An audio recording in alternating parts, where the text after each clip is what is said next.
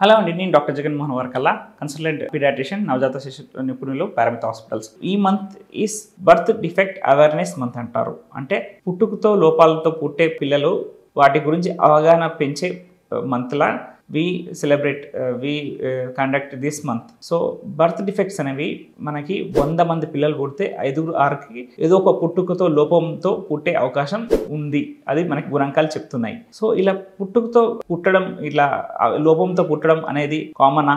So ఇది ఇలా కాకుండా ఎలా మనం ముందే డిటెక్ట్ చేసుకోవాలి, రాకుండా ఎలా ప్రివెంట్ చేయాలి, వచ్చాక అర్లీగా ఎలా డయాగ్నోస్ చేయాలి, డయాగ్నోస్ అయ్యి అర్లీగా ఎలా ట్రీట్ చేసుకోవాలి అని తెలుసుకోవడం చాలా చాలా ఇంపార్టెంట్. ఎందుకంటే ఇప్పుడు వచ్చిన అడ్వాన్సెస్ ప్రకారంగా, సర్జికల్ అడ్వాన్సెస్ కానీ, సో మనం ఉండే ఇప్పుడు అడ్వాన్సెస్తో సిక్ పేషెంట్లు, సివియర్ బర్త్ డిఫెక్ట్స్ కూడా we are able to manage. So ఇది తెలుసుకోవడం చాలా ఇంపార్టెంట్. సో జనరలీ ఎవరికి ఇలాంటి పుట్టుక లోపాలు వస్తాయంటే, కామన్గా ఇండియాలో చూస్తే మనం మేనరికం పెళ్ళిళ్ళు, సో కన్సమ్యూనిటీ మ్యారేజ్లలో సో ఇలా జెనెటిక్ ప్రాబ్లమ్స్ వచ్చే, క్రోమోజోమల్ ప్రాబ్లమ్స్ వచ్చే అవకాశం ఎక్కువ. లేట్ మ్యారేజెస్ అవ్వడం, పేరెంట్స్ స్మోకింగ్ చేయడము, ఆల్కహాల్ తీసుకోవడము, ఇలాంటి లేదు కొన్ని స్పెసిఫిక్ మెడిసిన్స్ వాడారు తల్లిదండ్రులు ప్రెగ్నెన్సీ అయ్యే ముందు, ప్రెగ్నెన్సీ టైంలో, అంటే అవి లోపాలు వచ్చే ఛాన్సెస్ ఎక్కువగా ఉంటాయి.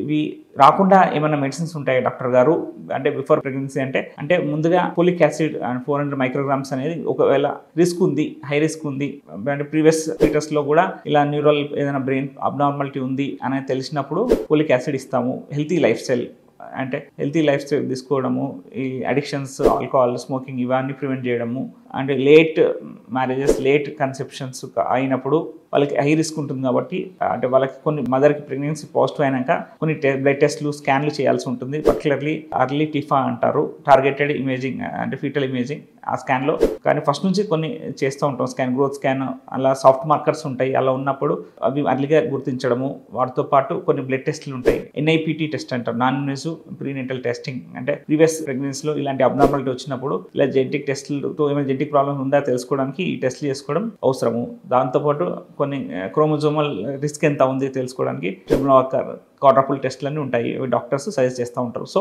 ముందుగా ఈ ప్రెగ్నెన్సీ కన్నా ముందు వీటి గురించి, బర్త్ డిఫెక్ట్స్, అవయవ లోపాలు, పుట్టుకతో లోపాల గురించి తెలుసుకోవడం, అవేర్నెస్ తెలుసుకోవడం పేరెంట్స్కి చాలా ఇంపార్టెంట్. దాంతోపాటు అవి రాకుండా ఎలా ప్రివెంట్ చేయడం, హెల్తీ లైఫ్ స్టైల్ చెప్పినట్టు ఫోలిక్ యాసిడ్ మెడిసిన్స్ వాడడం ఇంపార్టెంట్. దాంతోపాటు అర్లీగా డయాగ్నోస్ చేయడం కూడా ఇంపార్టెంట్. సో డాక్టర్స్ రెగ్యులర్గా కలవడము, స్కాన్స్ చేసుకోవడము, ఏమైనా ప్రాబ్లం క్లూ కనిపించినప్పుడు, సో డౌట్ ఉన్నప్పుడు అమినోసెంటెసిస్ అని అంటే ఉమ్ము నీరు తీసేసి దాన్ని టెస్ట్కి పంపిస్తుంటారు, హోల్ ఎగ్జామ్ సీక్వెన్స్ కానీ జెనెటిక్ ప్రాబ్లం కన్ఫర్మ్ చేసుకోవడానికి. సో ఇప్పుడు వచ్చే అడ్వాన్సెస్ చెప్పినట్టు అన్ని అవయవ లోపాలకి మనము అబార్షన్ పరిష్కారం అంటే కాదు. So medical termination of pregnancy up to 24 weeks వరకే యాక్సెప్ట్ చేస్తారు. అది కూడా వ్యాలిడ్ రీజన్. అంటే ఈ అవయవ లోపంతో బేబీ పుట్టిన చాలా ఇబ్బంది ఉంటుంది. సో అది సరిచేయలేని అవయవ లోపం, పుట్టుక లోపం అన్నప్పుడే మాత్రమే అబార్షన్కి సజెస్ట్ చేస్తారు. లేదంటే అలాంటి బేబీస్ కంటిన్యూ చేసి చాలా వరకు డెలివరీ పుట్టిన తర్వాత న్యూటల్ టైంలో సర్జరీస్ చేయొచ్చు. అలాంటి బేబీస్కి రీబార్న్ సర్జరీస్తో బేబీ చాలా మంది మంచి లైఫ్ గడిపే అవకాశం ఉంది.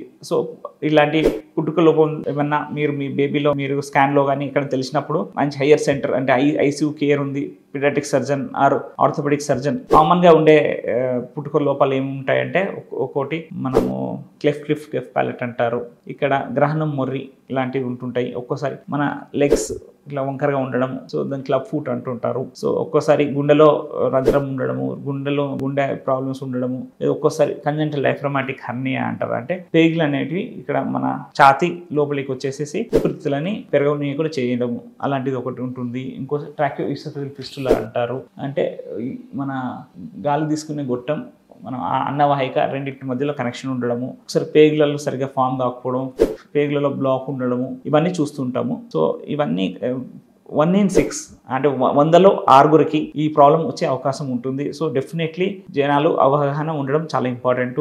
అర్లీగా తెలిసినప్పుడు ఐదర్యపడకుండా డాక్టర్ని కన్సల్ట్ అయ్యి సరైన విధానంగా సర్జికల్ ఇంటర్వెన్షన్ అవసరం ఉన్న సెంటర్లోనే డెలివరీ చేసుకోవడం ఉత్తమం. So if you like this video please subscribe. Thank you.